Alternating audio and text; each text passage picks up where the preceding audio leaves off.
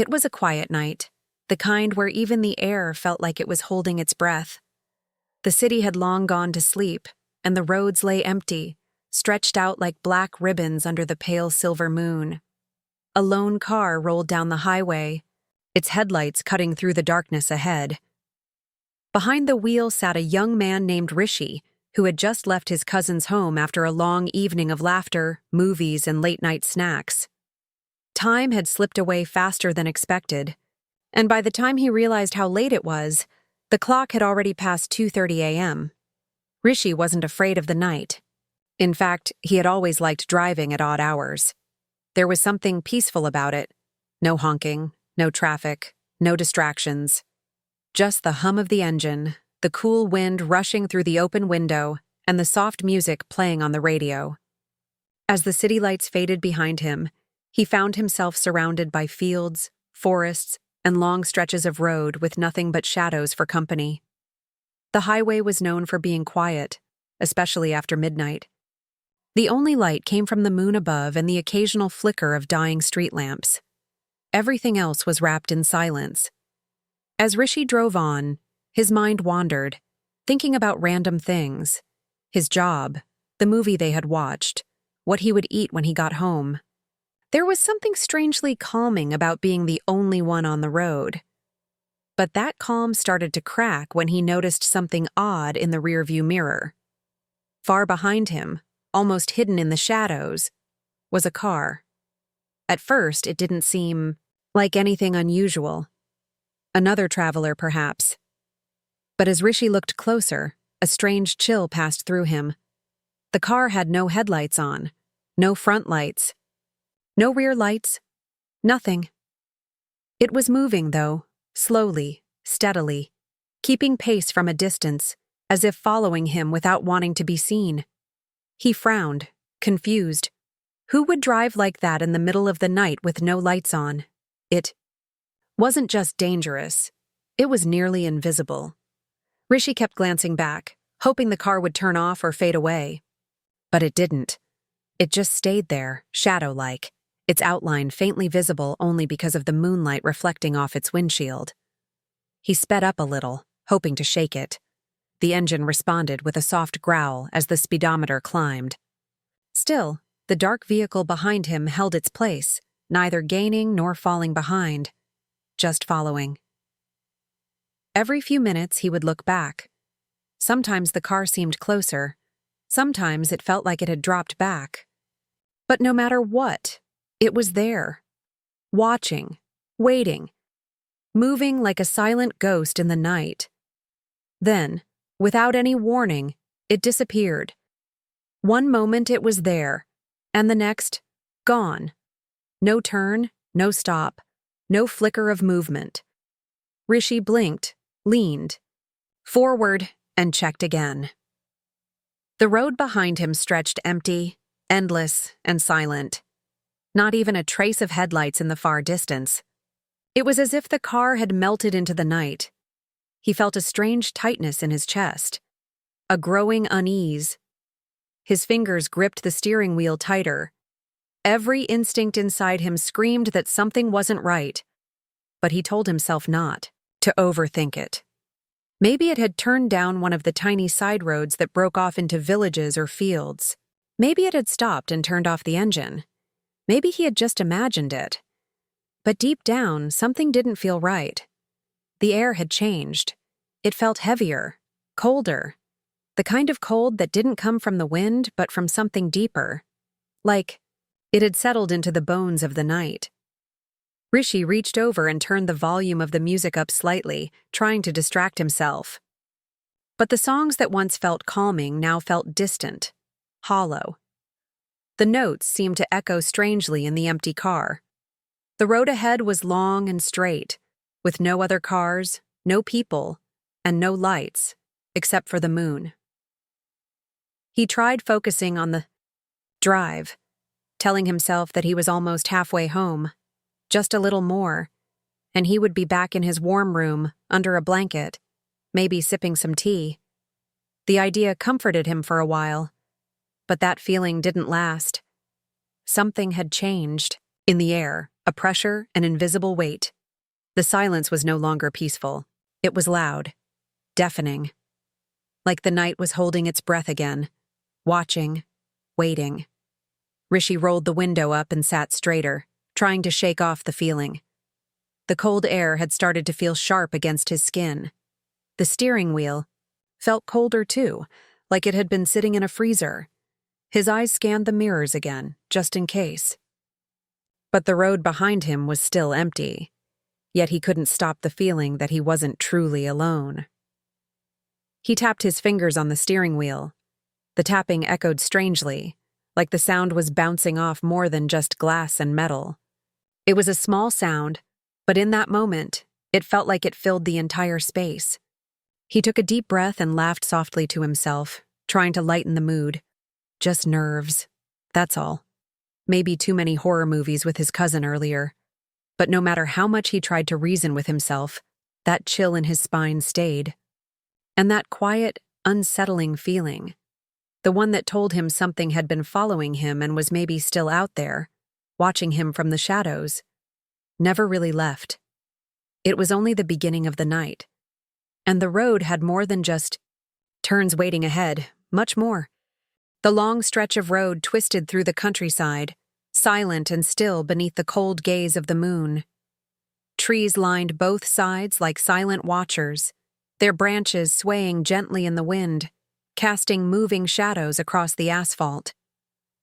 After the strange disappearance of the car that had followed earlier, Rishi's nerves had not settled.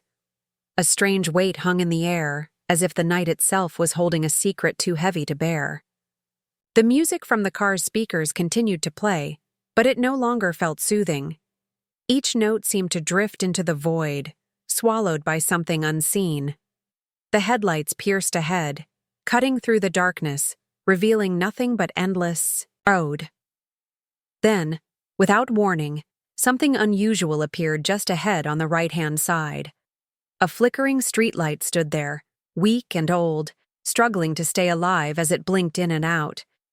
Beneath it stood a figure, still, motionless, barely lit by the fading light above. Rishi instinctively eased off the accelerator. A woman stood near the edge of the road, her white dress flowing down to her ankles, her head bowed, long black hair covering her face entirely. The sight didn't make sense. There were no houses nearby, no villages for miles, and no reason for anyone, especially a woman dressed like that, to be standing in the middle of nowhere at nearly 3 a.m. A strange mix of curiosity and fear gripped him. The car slowed, tires humming softly over the cold road. For a moment, it felt like time had stopped. The woman remained still, not reacting to the approaching vehicle. No signal for help, no step forward, just silence. As the car crept closer, Rishi leaned slightly to the side, peering through the windshield, trying to see her face. At that very moment, the woman turned her head, slowly, unnaturally slowly, and lifted her face toward him. What met his eyes sent a jolt of ice through his chest. Her face was pale, deathly pale, like it had been drained of blood. But it was the eyes that froze him in place. 2 glowing orbs, not reflecting light, but producing it. A faint bluish-white glow shimmered within them, unnatural and empty, like 2 holes into a place that should never be seen. Their eyes met for only a second, but in that second, something passed between them. A feeling, a memory, a glimpse of something not of this world. Rishi's heart slammed in his chest. Panic took hold, and his foot hit the gas pedal without a second thought. The car surged forward, leaving the flickering light, the pale woman, and that awful stare behind. The road curved gently, swallowing her from the mirror's view, but the feeling lingered, an ache in the chest, a breath caught in the throat, as if some part of her had followed, had latched onto the vehicle, refusing to let go. The music still played, but it sounded like it came from far away now, distorted and hollow. The wheel felt heavier, the cabin colder. He dared not glance in the mirror again, not for a long while. The road ahead seemed longer than before, and, even though the car sped up, the destination felt farther. Something had changed. The night no longer felt empty. It felt full of something ancient, silent, and watching. Rishi drove faster, eyes locked on the road ahead, heart pounding, skin crawling with the memory of that terrible stare. What had she been doing there? Why had her eyes glowed like that? And why did it feel like the encounter was not over yet?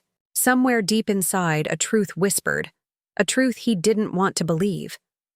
That woman wasn't alive. At least, not anymore. The road stretched on like a never-ending ribbon, winding through the dark countryside, where silence felt heavier than stone, and the wind carried no sound at all.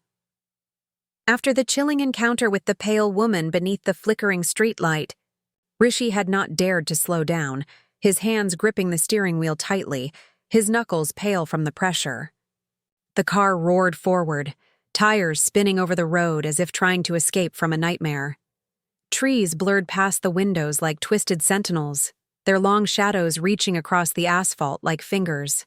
The cold inside the car had worsened, not the natural kind of chill that came from outside, but something deeper, unnatural, like the kind of cold found inside forgotten tombs or rooms left untouched by time. The heater had been turned up long ago, yet no warmth touched his skin. Every breath came out visible, like a soft mist in the air. Then came the scent, faint at first, but growing stronger with each passing second. A musty, earthy smell, like wet soil and rotting flowers, the kind left behind in graveyards after the rain. The music had stopped without warning. No fade-out, no skipping. It had simply cut off mid-song, leaving only the hum of the engine and the faint rustle of wind to fill the void. The silence returned, but it was not the same kind as before. This silence felt dense, suffocating, filled with something unseen and waiting. A quick glance at the radio screen showed nothing but static. The buttons didn't respond.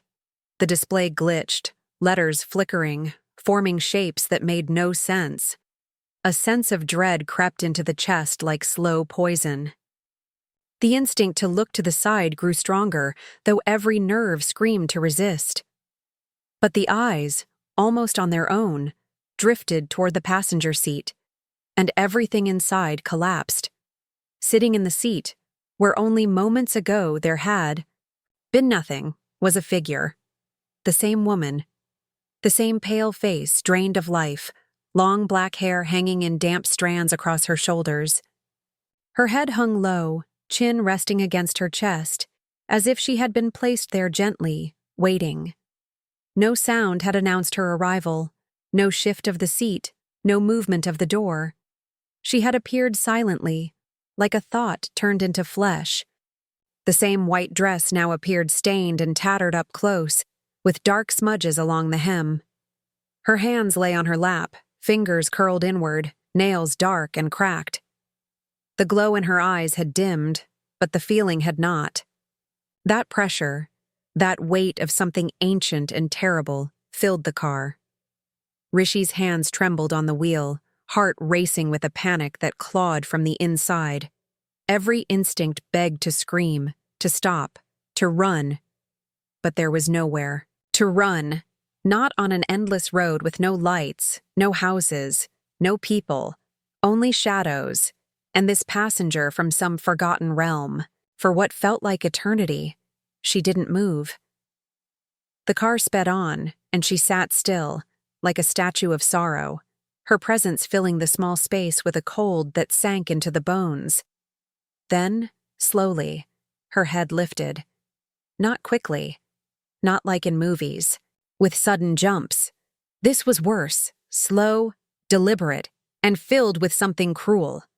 Her neck moved inch by inch, bones making soft creaking sounds, like wood bending under pressure. Finally, her face turned toward Rishi. The same glowing eyes returned, dull but burning.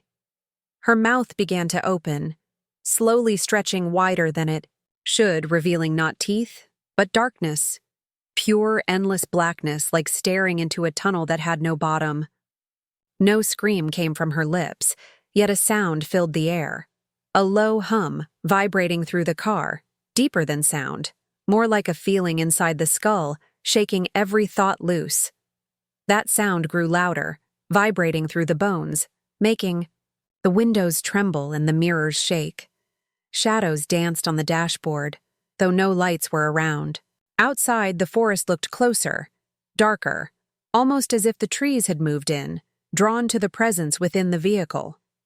Every breath became harder, the chest tightening with a pressure that felt like drowning. Then, without warning, she vanished. Gone in a blink. No sound, no fading, no puff of smoke, just gone. The passenger seat stood empty once more, but the cold remained. The smell remained. The silence remained. The wheel felt wet, slick with sweat, or something colder. A sharp pain throbbed in the back of the skull, and the air felt heavier than before. But the worst part, the absolute worst, was the seatbelt. It lay buckled, pulled tight, as if someone had just unfastened it. Rishi's pulse hammered in his ears, drowning out the world around him, his hands slick on the wheel, trembling as if they had a life of their own. The seatbelt lay undone, and his heart skipped a beat every time his eyes flicked back to it. The road ahead remained endless, stretching forward into an abyss of darkness.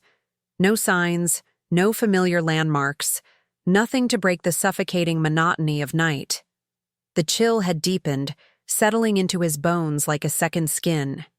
Every breath felt colder than the last, and he found himself unable to move his gaze away from the rearview mirror. He kept expecting her, expecting to see her there, standing in the road again or sitting in the passenger seat, that dead-eyed stare watching him with a hunger he could never fully understand. But no, nothing came. The silence stretched on, thick and oppressive. His eyes wandered, scanning the empty landscape, the blackness beyond the headlights swallowing any trace of life. It felt like the world itself was holding its breath. His fingers gripped the steering wheel so hard that his knuckles whitened, but his body was no longer his own. A strange magnetic force seemed to pull him forward, dragging him deeper into the void. The hum of the engine, once a comforting sound, had become an irritating drone. The world outside remained a blur of trees and shadows. But something had shifted. A creeping sensation crawled beneath his skin. Something wasn't right. The air felt different. Not just cold, but thick, heavy. His stomach churned as the car seemed to slow on its own, the tires losing traction, almost as if the road itself was dragging him down, pulling him into the ground. Panic began to swell in his chest, his heart racing faster. A terrifying thought struck him. He hadn't seen a single turn, no intersection, no other road. The straight path stretched on forever, and the trees, the ever-constant trees, had begun to change. Their shapes, once clear and defined in the light, now looked twisted, bent in unnatural angles, their branches creeping in on him like they were trying to push him off the road. He stared at them, each dark silhouette more grotesque than the last. His mind began to spiral, and the rational thoughts he'd clung to began to fray. Had he missed a turn? Had the road somehow looped back on itself? No, that couldn't be. He had been driving for what felt like hours, yet it hadn't looked like anything had changed. But no matter how much he tried to convince himself otherwise, he couldn't shake the overwhelming feeling that he was stuck, trapped in a loop with no way out. The headlights flickered. The car lurched forward as if trying to break free from something unseen. Rishi's hand shot to the wheel, his body jerking as if someone had grabbed him, forcing him back into control. For a split second, he felt as though something was trying to push him out of the car, drag him into the shadows. A low hum grew in his ears again, louder, vibrating the very air around him. The temperature dropped further, making his teeth chatter uncontrollably. His breath came out in shallow, fast gasps, and his skin prickled as though an invisible force was watching him, waiting for him to make a mistake. Then, out of the corner of his eye, something moved. Not far ahead, on the side of the road, a figure emerged. At first, he thought it was just another trick of the light, the shadows playing tricks on him. But as he neared, the shape became clearer. It was a person, standing there, just off the road, staring at him with an almost eerie stillness. It was the same woman again, standing in the same place as before, as if nothing had happened. Her pale face glowed softly in the darkness, and her dark hair hung loosely around her shoulders. But something about the way she stood now made his blood run cold. She wasn't moving, not at all. She wasn't even breathing. And yet, he knew it wasn't a dream. This was real. This was happening. He slammed on the brakes and the car screeched to a halt just feet from her. His eyes never left her face. The woman didn't flinch, didn't step back. She simply stood there, her head tilted slightly as though waiting. Waiting for what? Rishi's mind raced, his body frozen in place, trapped between the horrifying urge to flee and the dreadful certainty that he couldn't escape. He wanted to shout, to scream at her to go away, but his throat felt tight, and his voice caught in his chest. The woman's gaze never wavered. Those glowing eyes locked onto his with a hunger that sent chills deep into his soul. Then slowly, she began to move. Her body twisted unnaturally, her neck turning at a sickening angle, the movement jagged and stiff, like a doll being forced to move against its will.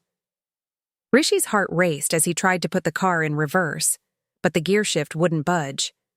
Panic surged, and his hands flew to the wheel, his foot slamming harder on the gas.